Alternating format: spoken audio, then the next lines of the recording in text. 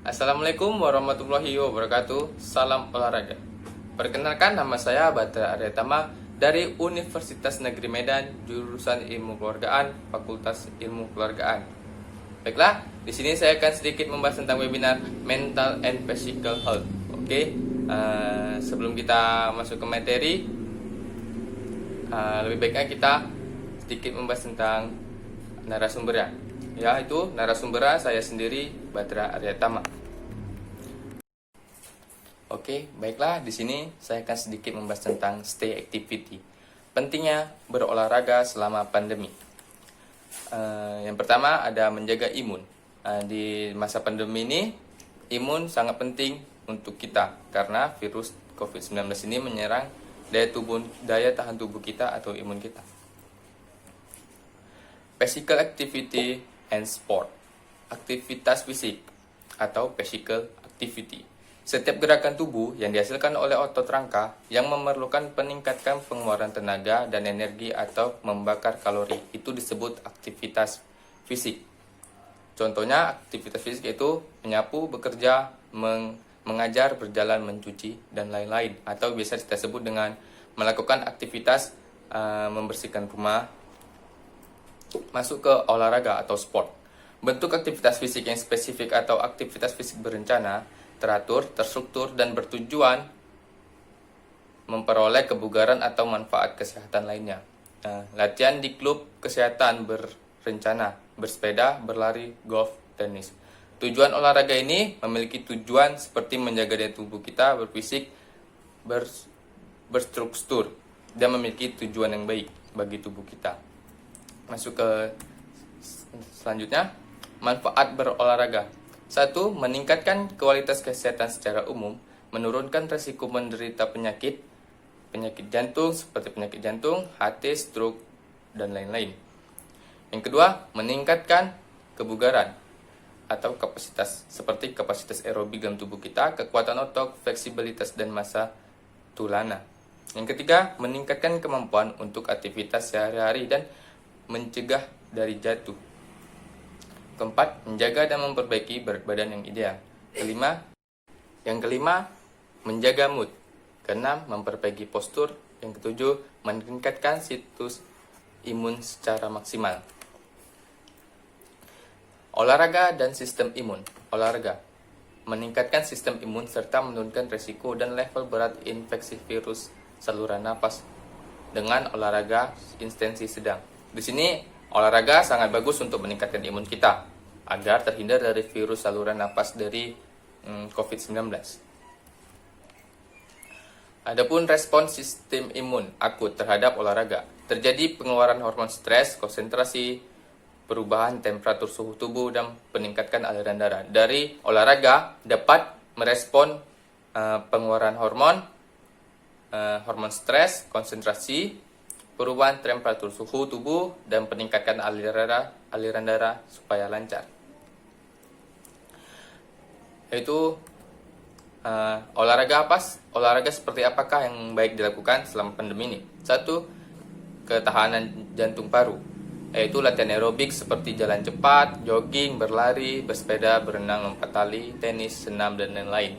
Atau yang lebih baik dilakukan di rumah seperti zumba, muay thai, dan yang sifatnya lebih ramah lingkungan. 2. Kekuatan otot dan daya tahan otot, yaitu mengangkat beban, menggunakan beban seperti barbel, dumbbell, atau mesin. Ataupun latihan kekuatan otot ini seperti latihan internal yang menggunakan berat badan Anda, seperti plank, push up, sit up, itu.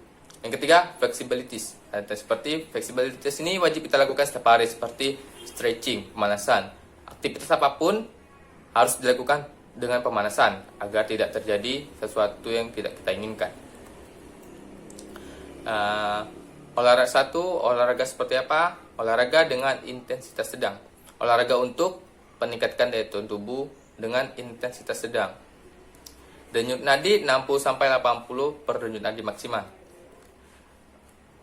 Yaitu selingi kerja dari rumah dengan peregangan. Sebelum kita melakukan aktivitas atau pekerjaan kantor, hindari dulu banyak duduk, karena banyak duduk itu mengurangi gerak tubuh kita dan kita harus lebih banyak stretching atau pemanasan.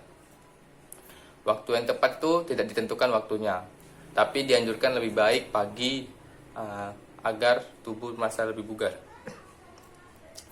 Dosis untuk sedang 30 menit setiap hari, 3 atau 5 kali seminggu. Menentukan intensitas.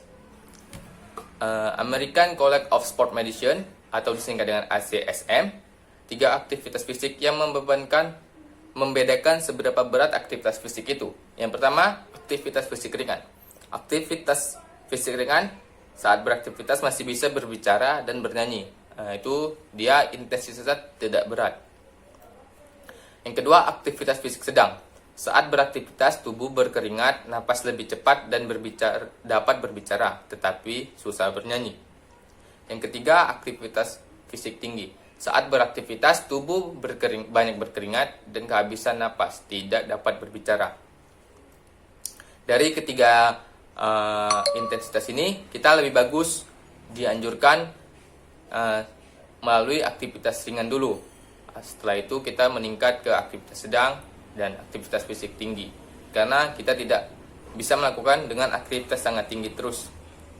Apabila dilakukan dengan aktivitas sangat tinggi, kita akan merasa lelah dan capek. Mungkin dari materi yang pertama itu cukup sekian. Stay activity-nya akan kita lanjutkan di materi kedua. Yang kedua, kita masuk ke materi yang kedua. Yang pertama adalah materi yang disampaikan video game dan kesehatan mental. Dampak positif dari video game atau pemecahan masalah dan logika, perhatian dan motivasi lebih, koordinasi tengah mata motorik serta spesial, berpikir secara mendalam, stimulus keterampilan. Dari bermain game kita bisa memecahkan masalah dengan logika, karena dengan bermain game kita memikirkan strategi dalam bermain game. Yaitu mendapatkan perhatian dan motivasi lebih. Koordinasi tangan dan mata sangat bagus, karena kita saat bermain game memiliki konsentrasi penuh ke dalam game itu.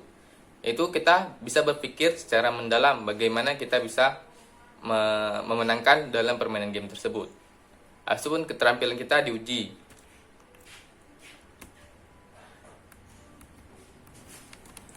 Yang pertama, ada pemecahan masalah dan logika. Umumnya, game memiliki beberapa level. Semakin tinggi level, maka semakin sulit permainan. Permainan dituntut untuk memiliki strategi. Game melatih pemainnya untuk meningkatkan pemainnya dengan cepat, efisien, dan banyak poin. 2. Perhatian dan motivasi lebih. Kemampuan konsentrasi bermain game akan meningkat karena mereka harus menyelesaikan beberapa tugas dan mencari celah yang mungkin bisa dilewati. Semakin sulit sebuah game, maka semakin diperlukan tingkat konsentrasi yang tinggi. Yang ketiga, perhatian dan motivasi yang lebih. Penelitian yang dilakukan di Manchester University dan Central Leicester University menyatakan bahwa orang yang bermain game 18 jam seminggu atau sekitar 2,5 jam sehari dapat meningkatkan koordinasi antara mata dan tangan. Keempat, berpikir secara mendalam. Penggunaan komputer aktif biasanya mereka juga akan belajar secara mendetail pada game yang dimainkan agar mendapatkan hasil maksimal dalam kualitas grafik prima gamenya. Yang kelima, stimulasi keterampilan. Salah satu keterampilan yang ditingkatkan adalah kreativitas, kemampuan berbahasa Inggris, dan kemampuan mengetik. Jadi kita bermain game itu kita bisa mengasah kreativitas kita, kemampuan berbahasa Inggris, dan kemampuan mengetik. Adapun dampak negatif dalam bermain game. Game yang berlatar belakang kekerasan memicu agresif dan ketidakstabilan mood kita. Ataupun prestasi akademik agak sedikit menurun, kejang, gangguan otot, dan sakit lambung. Adapun kecanduan, penggunaan berlebihan dan kumulatif dari video game yang mengakibatkan masalah sosial atau emosional. Adapun 7 kriteria kecanduan game. Yang pertama, silence, penting. Mengganggu game adalah hal penting dalam mendominasi. Tolerance, Terus meningkatkan jumlah waktu yang dihabiskan bermain game. Modifikasi suara hati. Merasa bermain game dapat merubah suasana hati. Menarik diri. Merasa sedih saat tidak dapat bermain game.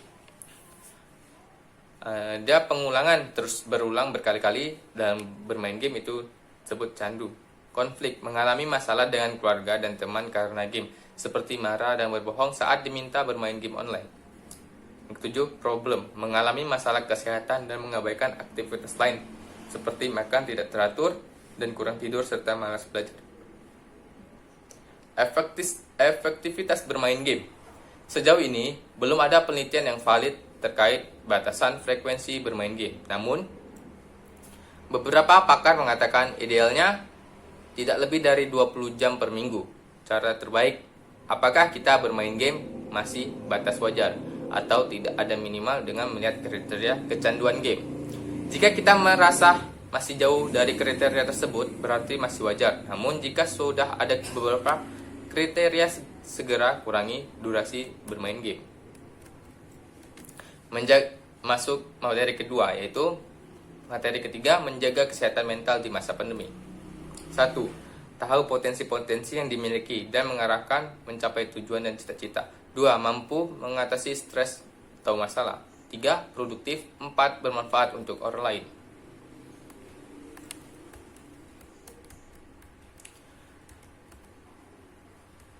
Mungkin dari materi ini, video game dan kesehatan mental, hanya sekian yang bisa saya sampaikan. Terima kasih. Mungkin ada sedikit closing statement dari saya. Ada 2 statement dari saya yang dari materi pertama, yaitu tingkatkan 8 statement untuk meningkatkan imunitas agar bisa hidup bersama dengan virus COVID, seperti berolahraga tadi. 2. Mulailah olahraga dengan intensitas yang rendah dengan waktu yang sangat singkat, tetapi harus ada peningkatan di setiap kali melakukan olahraganya. Di materi kedua saya memberikan statement kita dalam bermain game adalah hal yang sangat wajar. Dilihat apakah kita bisa membuat kita senang dan membatasi dalam bermain game. Bermain game juga harus diperhatikan dan jangan lupa untuk beraktivitas yang positif dan mari menjaga fisik kita. Tapi di olahraga kita jangan melupakan olahraga dan kita harus seimbangi bermain game dengan berolahraga. Mungkin cukup sekian dari materi yang saya berikan. Apabila ada kesalahan, saya mohon maaf. Terima kasih.